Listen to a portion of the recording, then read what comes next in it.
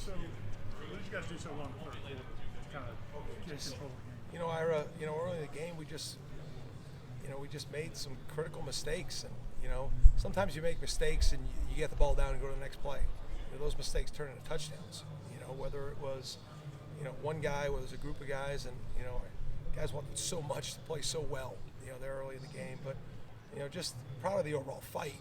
Obviously we gave up way too many plays, too many points, but did enough to win the game at the end. But definitely, it was more of, there were a few things that we adjusted, but for the most part it was just to refocus on what was important, how we needed to play certain sets. Were the mistakes early communication for the most part? No, more just biting on actions that your keys told them not to, or I could have done a better job with them too, and just things that we probably should have had doubled. They became one-on-ones, and then even the one-on-one wasn't great with the technique, so that was a big part of it. Out of the locker room in the second half, were you guys more aggressive with the approach of the defense, and if so, how do you balance when to be versus when not to be? Yeah, there's a plan and there's a reaction to what the initial plan was. There's all those things constantly in a game. We're just trying to make sure we get stop after stop after stop, and everything we call is to try to do that. We had Jamie at boundary safety for a little bit, and try to use him to the best we could, but he was in a little bit different spot, and then on third down, just with the guys we had out there, we made sure that we try to just maximize the guys we had out there in different spots. We had a little more coverage group, and Greedy and Kevin were out there together for the first time. So just try to play to the strengths of the guys that we had, and then in the second half tried to play it a little bit more of, regardless of the strengths, just who I knew that we were. And our guys responded. We did what we had to do to win the game, but definitely want to play better. How has Shaheem grown in real time this year? He came out of camp, and last year Pack played a bunch for us. He was in Shaheem's role. Coming out of camp, Pack had a good camp. I thought Shai had a better camp. I thought the investment in him was going to be worth it. That came at Pack's expense. Shai got all of his reps this year, and I thought it was worth the investment. Obviously, Friday night he played the most plays he played, and he made some mistakes early, but we saw the benefits of the whole year. And he's going to be a really good player in our football program. He already is. But to see him make some of those range plays he made, and our safeties, they're going to make plays in the run game. They're going to blitz. They're going to overlap. They're going to be in man coverage. They're going to do a little bit of everything. But I thought he really made the most of his opportunity Friday night. When Pack did get in there, it seemed like he knew what to do. Like, he's obviously been paying attention. Well, Ira, part of winning football is, when you get to the next guy, whether that's the third guy or the fifth, whatever that is at any position. We saw it with Pat Payton early this year. He was playing a little bit, but then he got thrust in a role because of injuries, and because he was playing well, and that created more of a role. Pack's played winning football here, and just you just can't play them all the time. His opportunity came, and he was ready for it, and came out there and made some critical plays in the fourth quarter to help us win the football game. What has Jamie Robinson just meant to you as a coach and meant to this defense overall, I guess? Yeah, he's been really impactful, Court. We've identified, it's funny, you're going back now and watching, just film to educate you on what you saw, what's real, what isn't, that helps you evaluate in the future. And, Jamie's everything I hoped he was from a player. He was a guy that never played really safety. He was a nickel at South Carolina. So, when we moved him, it was just because, okay, I've watched this kid play enough. Like, he'll answer a lot of things back there, and just, he's done a lot for us. And he's been pretty unselfish through it all, of just, Jamie, I need you to go do this. Yes. I need you to do this. Has it been perfect? No, but most of my relationships with great players isn't always perfect, because you're going to try to help them get where they want to go, which means they have to do some things that they don't really want to do, but they know they have to do. And it's our job to help them get there. So, he's come a long ways.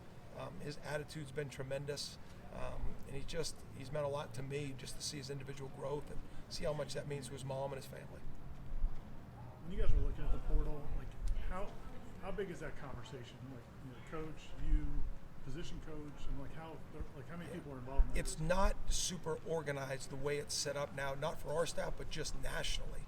There's certain dates guys can go in, there's certain dates they can't go in, and then there's constant word of mouth of this guy, and so it's really like we're all at the front line, and the minute a position coach watched somebody, but sometimes I watch them first, sometimes Mike did, and Mike hits me up, or I hit Mike up, or then I go to the position coaches, you know what I mean? Or it's somebody on offense saying, hey, this is a DB, or me saying, hey, I got a wide out. And it's just being super organized, and it goes back to just the fundamentals of our staff. We work really hard, and we don't like to fail, and we're going to do everything we can every day to try to make sure that we're seeing as many guys as possible and just making sure you're organized. And I think the hiring of Derek Ray has helped because it's offered you another group of eyes that see it the way we do, and so add them to the mix. So it's just more manpower. You just got to make sure it's all organized and you're all looking for the same thing, and you're ready to, because this thing moves really fast. And the only way to move fast is to make sure you do the work, because it's always about evaluating before it's about recruiting. If it's the other way, you're going to make mistakes. Is it easier to recruit a kid or to talk to a guy like Fabian or Jared and talk to them about their NFL prospects and guide them and give them the information on what's here and what can be over elsewhere? I don't understand your question. Is it easier to talk to a recruit or talk to our Just current in terms players? of like the amount of emotional sort of capital you have to invest in either getting a kid to come here or try to convince a kid like Jared or Jamie to stick around. Yeah, I don't ever convince a guy to stay here. And when he asks me, I won't even tell him what to do. I'll just tell him what we can provide, because, there's different levels of what people want and what they're looking for and what they're willing to sacrifice to get where they want to go, and so I learned as a coach early on, when it comes to those next steps, I'm going to provide the information, this is what we're going to give to you, this is how I'm going to provide for you and what we're going to give to you out of our own. But when it comes down to those decisions, that's on them individually. And then the recruiting part, it's offered. Now we have proof, that we're going to evaluate and we're going to put you in positions, and but it's constant for sure. When you go into the portal season, which is what we're calling it now, the portal season. 2 years ago, I imagine you needed bodies. You needed people that could come play. Not to denigrate the people that did come, but now are you more honed in on we need a need here, we need a need here, we need a need here? Is it a different approach going into 2023? I don't know if the approach is different, but what you're looking for is a little bit different. Listen, obviously we're going to graduate some spots. We're deeper at certain spots than Not we as are at many other holes spots. maybe that And so I think you're looking for some more specifics instead of, listen, we don't have this at all, but every year it's a little bit different, Corey. So, I just think the numbers where you're at in your 85 will tell you how broad of a scope you have. Right now, I feel pretty specific about what we look for right now. You brought up having proof when you're talking to recruits. How much has that changed the conversations here in the last 3 months? Well, there's just, as you win in this college football scope, this has always been a brand school. So people always like the logo. But now, just a lot of our games are on prime time, and they're on and people watch them. And so now the conversations of, Coach, I saw how 10 played, or I saw how 5 played, or 11, or 4, and they're using examples, which I don't have to set up a Zoom to show them, right? Now it's, you got lead-ins a little bit more, but at the end of the day, you still got to prove it to each individual, of what the fit is and how this thing's going to look for them.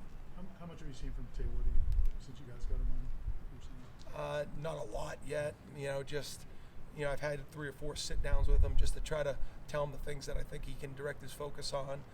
But right now he's unblockable in his mind.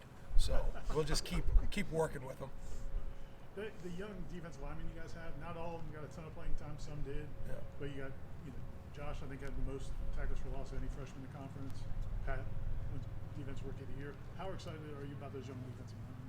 Yeah, really excited. They played for a reason. I already made a statement. Josh played against Louisville, and it did not look like the Josh Farmer that we know we would have. But that's part of it. You hope you get the program in place that you don't have to see those growth examples in game time. You go through it out here. But sometimes your program gets depleted in a way that those guys are going to play, and they're going to learn through failure and success. And we've had the ability. I thought Daniel Lyons probably in other years could have played some more. But now we've held him, and now he's got a bowl game to be able to help us in. Same thing with Omar Graham. They've played 3. Now we've got them a 4th, and now they get to go get an experience and get to go practice for 4 or 5 weeks, so knowing they get a chance to have a role, whatever that role that's going to be.